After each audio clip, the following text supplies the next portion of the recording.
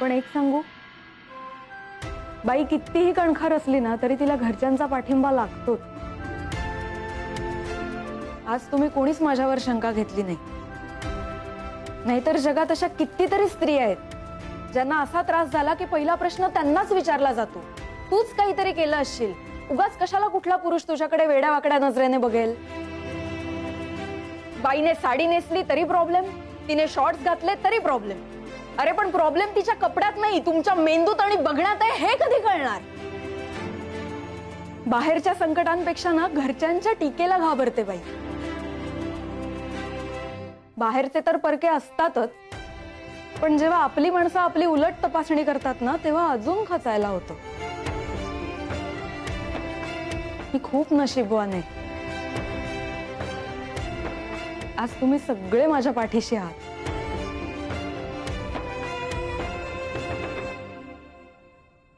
आता मला त्या समरला घाबरायचं काहीच कारण नाही. ठरलंय माझं. आता त्या समरला शांतपणे धडा शिकवायचा आहे.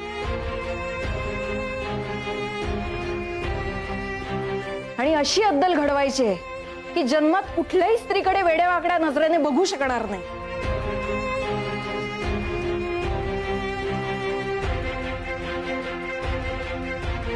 तुम्ही प्रत्येकाने काय काय करायचंय याचा एक विचार केलाय मी. या क्षणी कामाला लागूया.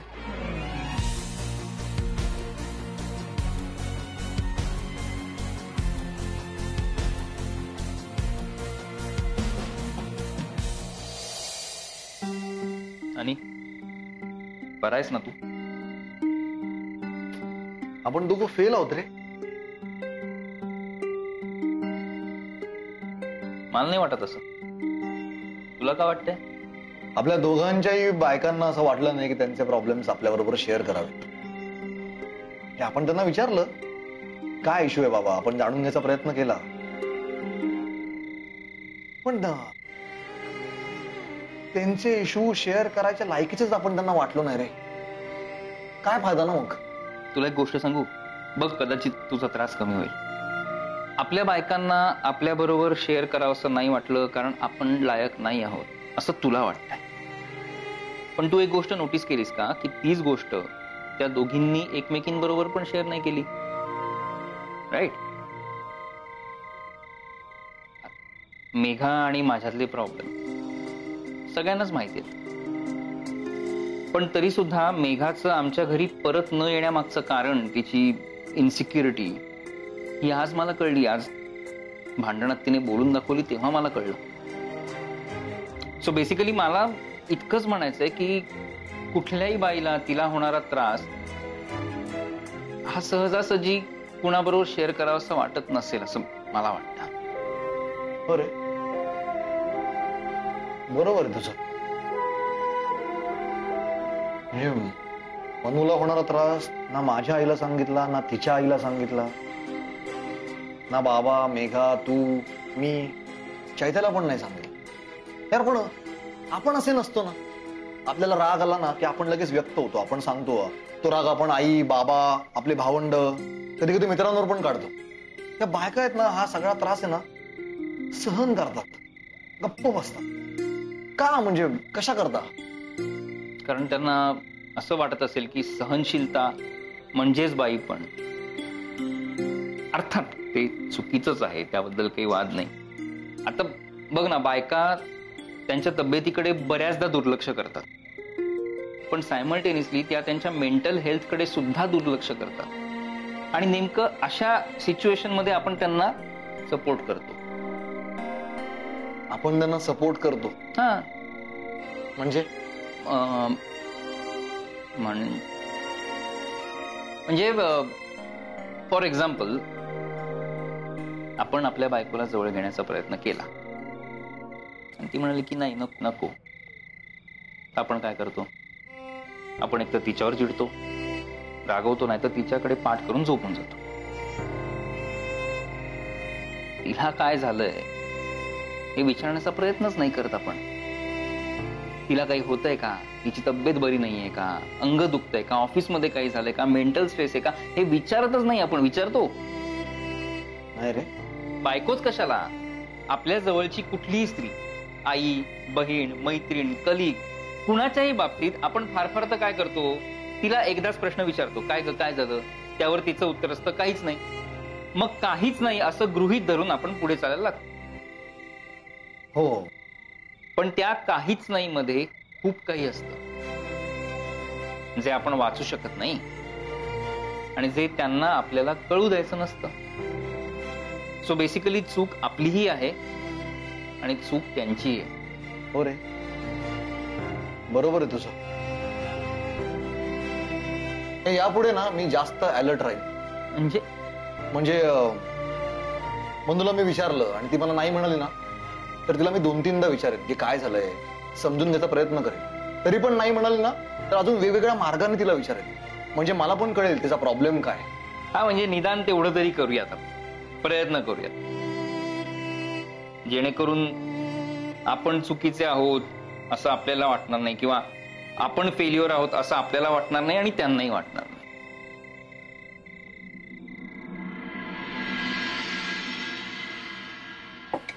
मला ना काही सुधरतच नाहीये.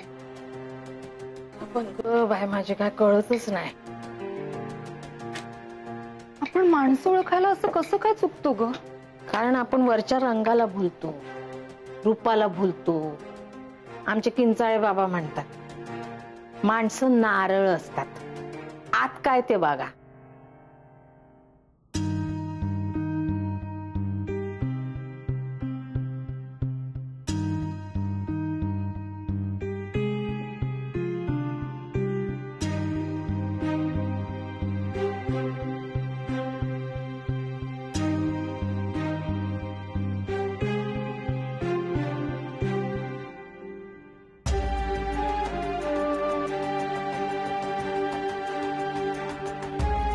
आपण सगळेच फसलो ग, अगदी आमचे बाबा सुद्धा. आपल्या डोळ्यावर अतिविश्वास ठेवला ना म्यागा, तर चुकीचीच वाट दिसते. पण मला मानशीचं कौतुक वाटतं. मानसी, तू मनी माऊस म्हण ग तिला. नाही ग बाय, तिने जी हिंमत दाखवली ना, मी चाट पडले. आता ती मनी माऊ नाही, वाघीण आहे, वाघीण. मोठी झाली माझी पोर.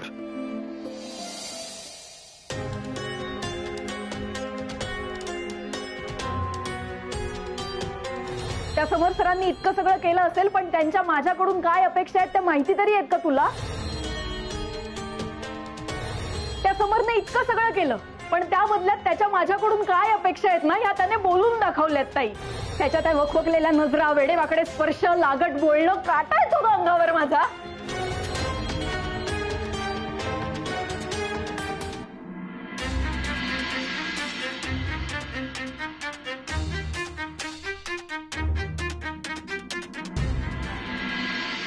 उशामुशी आपण सगळे होतो ना ग. त्या समोरला ना चांगली अद्दल घडवली असती, कशाला दुबळ्यासारखं सोसत राहिली. बोंबा बोंब करणं लय सोपं असतं ग, पण आपल्या घराचा विचार करून सोसणं याला लय मोठी ताकद लागते. आपल्या संसाराचा विचार करून गप बसणारी बाई दुबळी नसते मेघा, मोठी हिंमत लागते त्याला. माझ्या म्हणून लय सोसलं असणार, लय सोसलं असणार. आपण कल्पनाच नाही करू शकत. लय मोठी अग्नी परीक्षा दिली असणार तिने.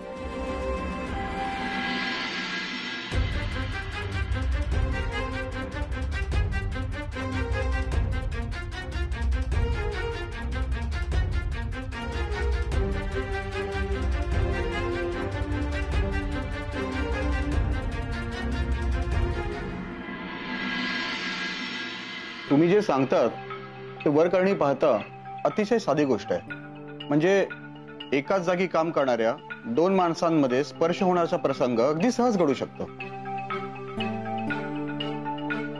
माझ्या म्हणण्याचा अर्थ समजून घ्या. म्हणजे समजा माझ्या हातून एक पेन पडलं, ते उचलायला मी वाकलो, तुम्ही उचलायला आलात, अगदी एकाच वेळी पेन धरलं आणि स्पर्श झाला, असं होऊ शकतं. तुमची केस एक्स्ट्रीम नाहीये. एक साधा हात धरला गेलाय कोणत्याही कारणाशिवाय, किंवा चुकून धरला असंही समोर कोर्टात सांगू शकतो. पण म्हणजे मनूने गोष्टी पुढच्या थराला जाईपर्यंत वाट बघायची का? कोर्ट इतकी छोटीशी बाब पुरावा नसताना ग्राह्य धरणार नाही. आपल्याला कोर्टात हे सिद्ध करणं कठीण जाईल, हेच माझं म्हणण्याचा अर्थ. अशा अर्थाचे सूचक किंवा मागणी करणारे मेसेज करणं सुद्धा विनयभंग मानला जातो. तुमच्याकडे काय मेसेज आहेत का? नाही.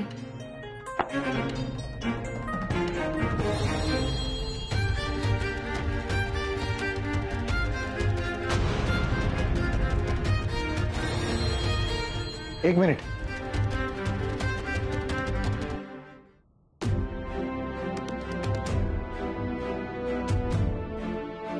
हे काही फोटोज माझ्याकडे आहेत.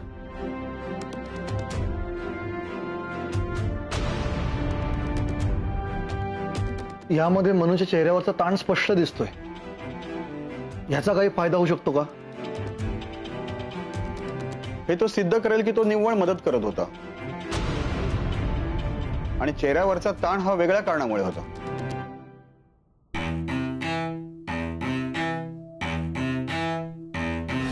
मी आत्ता समर सरांशी जे काही बोलले ते सगळं या फोनमध्ये रेकॉर्ड केलंय. एक मिनिट.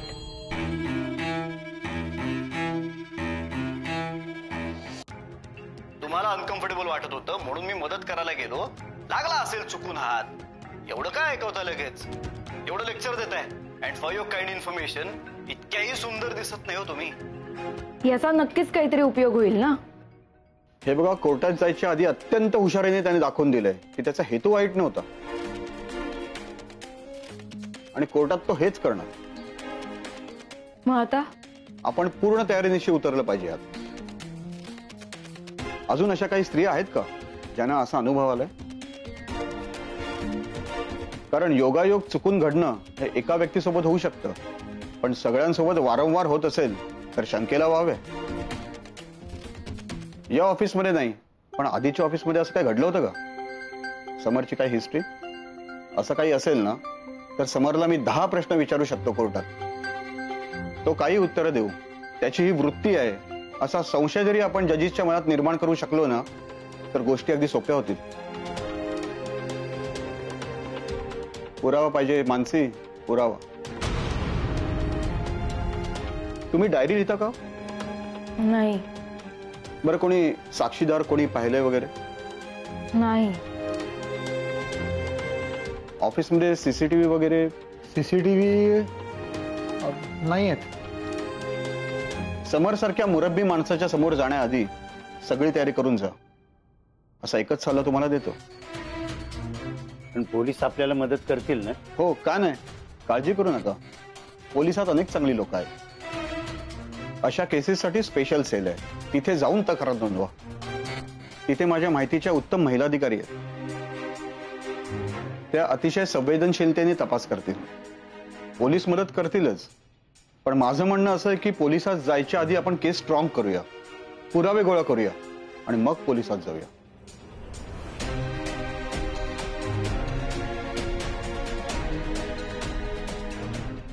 चल बा, हात चालव पटापटा. येथील सगळेजण डोमकावले ओरडत असतील पोटात भुकेनं. चल लवकर. काय माहित, माझी तर भूकच मेली आहे. मेघा, असं बोलून कसं चालेल? हा, हे बघ, येणारी प्रत्येक अडचण माणसाला शहाणं करून सोडते. आता तू पण शहाणी हो. म्हणजे बाय माझे, तर मनूवर एवढं संकट आलं, एवढी अडचण आली. माझ्या अनिकेतनं सोडलं तिला. हा, तिच्या पाठीशी उभा राहिला ना, धीरानं उभा राहिला की नाही? तू पण एक संधी देऊन बघ ना जावई बापूंना. ते पण तुझ्या पाठीशी असे उभे राहतील, खात्री आहे मला. कसं आहे ना उषा मावशी, प्रत्येकाची अग्निपरीक्षा वेगळी असते. त्यातून जळून बाहेर पडणारी सीताही वेगवेगळी. आता मनूच्या अग्निपरीक्षेत अनिकेत तिच्या सोबत आहे ग. माझ्यासाठी माहित नाही.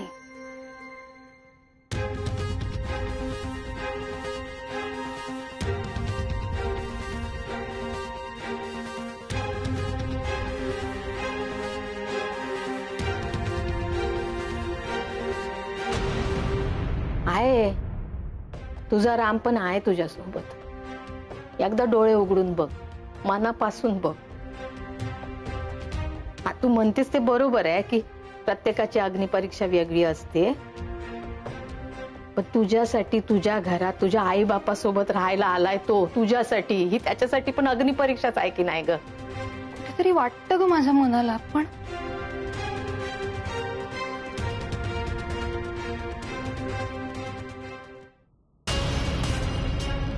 उशी उशी वास येतोय ना. घे बाय माझे आई, आई माझे. ओ ताई, ताई काय काय करतेस तू? आई, हात जळेल तुमच्या. असू देत, जळू देत. देव बघतोय, माझ्या मनूवरचं संकट टळू दे.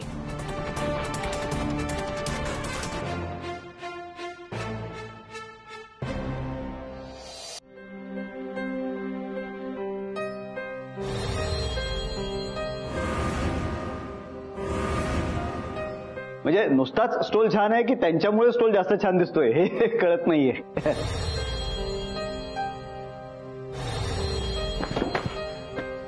हाच आहे ना तो ड्रेस जो घालून तू डेटवर गेली होतीस? असा फाडून ना ह्याच्या चिंध्या करून घरभर टांगेन.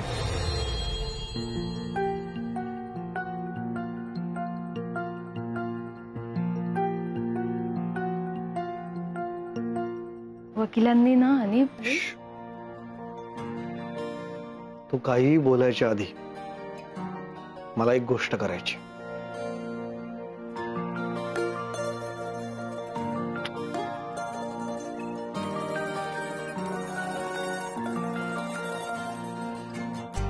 आणि अरे नाही म्हणू,